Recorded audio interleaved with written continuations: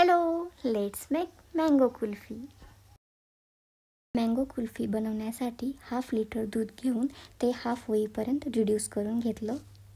त्यानंतर एका बाउलमध्ये 1 tablespoon custard powder घेऊन ते व्यवस्थित मिक्स करून घेतलं. रिड्यूस करून घेतलेल्या दुधामध्ये 2 टेबलस्पून साखर, कस्टर्ड पावडर, हाफ कप मलाई, हाफ कप मिल्क पावडर टाकून व्यवस्थित मिक्स करून घेतलं. त्यानंतर तयार केलेलं बॅटर व्यवस्थित थंड झाल्यानंतर मिक्सिंग जारमधून ते ग्राइंड करून घेतलं. मँगो कुल्फीसाठी मी एक हापूस आंबा घेतला. तुमच्याकडे जो अवेलेबल असेल तो तुम्ही घेऊ शकतात. कुल्फीमध्ये क्रिस्टल होऊ नये म्हणून मी या ठिकाणी आंबा व्यवस्थित भाजून घेतला. भाजण्यासाठी 2 टेबलस्पून साखर वापरली.